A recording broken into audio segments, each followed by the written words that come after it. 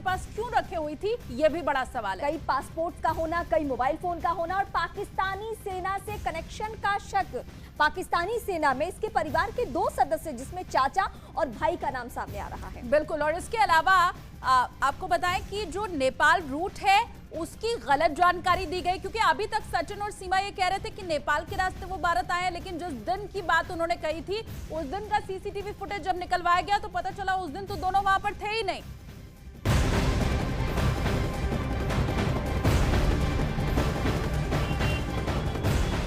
बात तो यही है कि सीमा और सचिन जिस तरीके से दावे कर रहे हैं उनके दावे फैक्चुअली मैच नहीं हो रहे हैं, और जब ये दावे फैक्चुअली मैच नहीं होते हैं तभी शक गहराया, और शक के बाद जो जांच है वो शुरू हो गई, जांच और ज्यादा बढ़ती आगे चली गई। जबूपुरा गांव में हम यहाँ पर कुछ लोग हैं, उनसे भी बात करेंगे। सीमा हैदर आपके यहाँ आई है शादी करके पाकिस्तान से? आई है। जासूस होना कहा जा रहा है कि जासूस हो सकती है? होगी तो जाएंगी जेल जाएंगे, फिर तो कोई बख्शा ही नहीं जाएगा। देश से बड़ी थोड़ा ही है फिर कुछ सीमा हैदर। देश बड़ा है हमारा, अगर देश को नुकसान होने लगा कल को क्या होगा? तो लोग तो कह रहे हैं कि दुश्मन देश से आई है। दुश्मन देश से आई है ही। और का कोई हमारा यारी है, पाकिस्तान से दुश्मनी है हमारी। अगर मान लीजिए सच में प्यार हुआ तो? भाई सच में है तो रहा हमारी सरकार, फिर तो कहेंगे सरकार से फिर तुम्हारे द्वारा कह रहे हैं यहाँ। बहू लगेंगी आपकी? और क्या लगेगी, बहू लगे। हाँ, और अगर जासूस हुई तो सजा मिलनी चाहिए? फिर तो सजा बिल्कुल पक्का। तो देख रहे हैं आप, यहाँ जो गांव वाले हैं उन्हें इस बात को लेकर जरा सी भी सिंपैथी नहीं है कि वो प्यार में है या किसी के प्यार में पड़ के आई है हमारी बहू है। उनका ये कहना है कि अगर वो सच है तो खुशी खुशी हम बहू बनाएंगे उसे, लेकिन अगर वो गलत है, वो जासूस है, तो उसे कड़ी से कड़ी भारत की सरकार जो है वो सजा दे। लेकिन आपको बताएं, शक जिस तरीके से गहराता जा रहा है, ऐसे में 13 मई वो तारीख बताई गई थी सीमा हैदर की ओर से और सचिन की ओर से कि वो नेपाल के रास्ते यहाँ पर आए हैं, यानी कि या तो सुनौली से होकर आए होंगे वो या फिर सीतामढ़ी से होकर आए होंगे वो। लेकिन दोनों ही जगहों पर जब सीसीटीवी खंगाले गए वेरीफाई करने के लिए कि क्या वो वहां पर थे, वहां पर थर्ड नेशन सिटीजन की कोई प्रेजेंस मिली ही नहीं है। और ऐसे में अब सवाल ये उठ रहा है कि क्या वाकई सचिन और सीमा सच बोल रहे थे या गुमराह करने की एक और बड़ी साजिश थी? रिपोर्ट देखिए जरा। रिपोर्ट दिखा रहे हैं हम आपको लगातार, लेकिन एक बार फिर से हम रुक कर लेंगे। हमारे सहयोगी दीपक बिश भी लगातार जुड़े हुए हैं। दीपक, 13 मई की तारीख का जो दावा किया गया था सचिन सीमा की ओर से, वो तो गलत साबित होता हुआ नजर आ रहा है।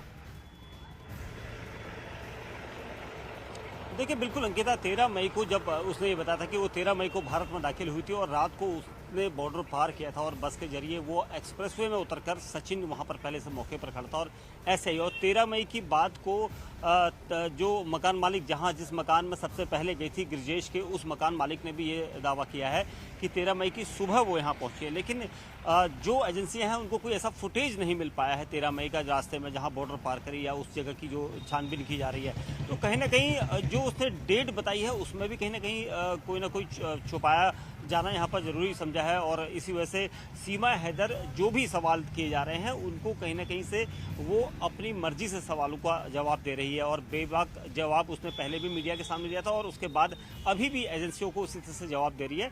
और साथ ही उसने पासपोर्ट कब बनवाए, किसके मार्फत बनवाए, इसकी जानकारी भी अभी तक उसे एजेंसियों को नहीं दे पाई है।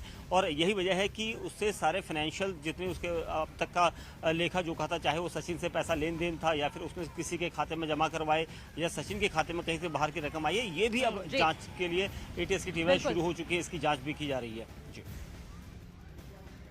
बिल्कुल, और एटीएस इसलिए भी और ज्यादा चौकन्ना हो गई है क्योंकि उसके पास तमाम तरह के फोन पाए गए हैं, कई जनपत्नियां पाई गई हैं, इतने सारे पासपोर्ट की उसको क्या जरूरत पड़ गई, जबकि शख्स एक है और जनपत्नियां 4-4 हैं। ये तमाम वो पहलू हैं जिन पर एटीएस का फोकस रहा और इसी को लेकर लगभग 2 दिनों में 15 घंटे तक लगातार सचिन और सीमा से पूछताछ की गई। लेकिन जो सीमा की ओर से रटाया जवाब बार बार दिया जा रहा था प्यार मोहब्बत का, वो दरअसल एटीएस और जांच एजेंसियों के गले उतरता हुआ दिखाई नहीं दे रहा है। और यही वजह है कि आज भी हो सकता है कि एटीएस उनसे पूछताछ करे और ये पूछताछ आगे भी बढ़ सकती है। आपको बताया कि लगातार सीमा की ओर से तमाम तरह के दावे किए जा रहे हैं, वो दावे कितने सही हैं कितने गलत हैं, इस बात को लेकर जांच एजेंसियां अपना जो काम है, अपनी इन्वेस्टिगेशन है, उसे आगे बढ़ा रही हैं। लेकिन अब जानकारी निकलकर ये भी सामने आ रही है कि हो सकता है जांच एजेंसियों को नेपाल भी आगे की इन्वेस्टिगेशन के लिए भेजा जाए।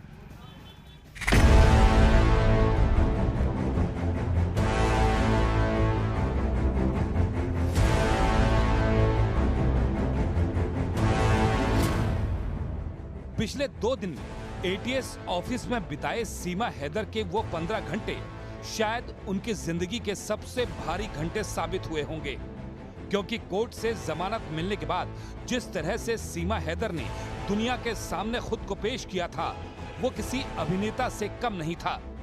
सरहद की सीढ़ियों को लांघकर भारत की जमीन तक पहुंचने में शायद सीमा को उतने सवालों का सामना नहीं करना पड़ा हो जितने इन 15 घंटों में एटीएस अधिकारियों ने उनसे किए।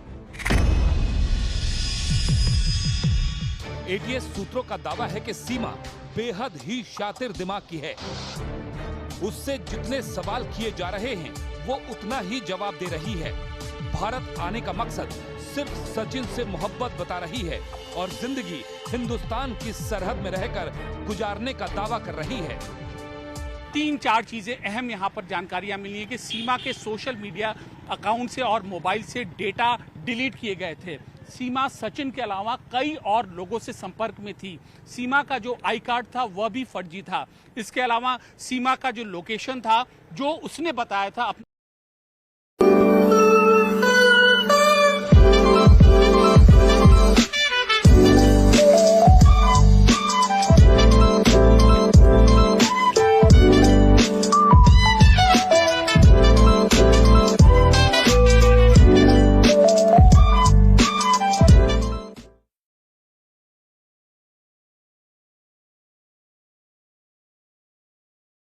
रही है, उतनी बार वही सवाल दोहराए जा रहे हैं और सीमा के दोनों सवालों के बीच असमानता ढूंढी जा रही है।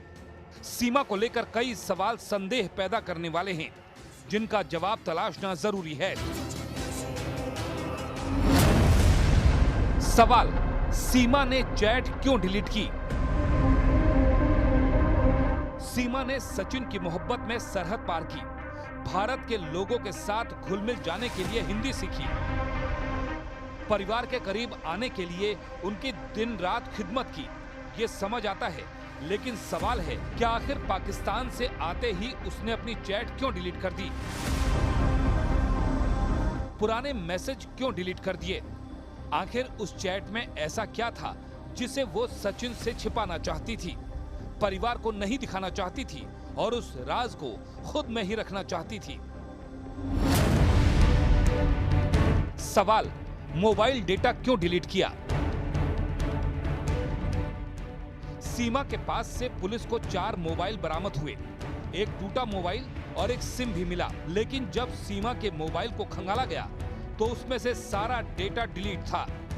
किसी भी तरह की कोई फोटो या जानकारी नहीं थी, जिसे रिकवर करने के लिए जांच एजेंसियां कोशिश कर रही हैं। सवाल, नेपाल में एसएसबी को कैसे चकमा दिया? भारत नेपाल की सरहद पर सशस्त्र सुरक्षा बल की टुकड़ी तैनात है, जो हर आने जाने वालों पर नजर रखती है। ऐसे में सवाल है कि आखिर सीमा हैदर एसएसबी को चकमा देकर हिंदुस्तान की सरहद में कैसे दाखिल हो गई? कहीं ऐसा तो नहीं कि किसी तीसरे की मदद से सीमा को सरहद पार कराई गई हो? सवाल, सीमा का दुबई कनेक्शन। भारत आने से पहले सीमा हैदर ने पाकिस्तान से दुबई जाने की बात कही है। ऐसे में एजेंसियों के सामने एक बहुत बड़ा सवाल है, क्या आखिर सीमा हैदर दुबई में किससे मिली? किसके जरिए नेपाल की सीमा तक पहुंची और किसने उसकी दुबई जैसे बड़े शहर में रहने में मदद की? ऐसे तमाम सवालों को कड़ी बनाकर एटीएस की टीम सच की तह तक जाने की कोशिश कर रही है, ताकि ये पता लगाया जा सके कि सीमा का भारत आने का मकसद सिर्फ सचिन से प्यार है या फिर वो किसी साजिश का हिस्सा है।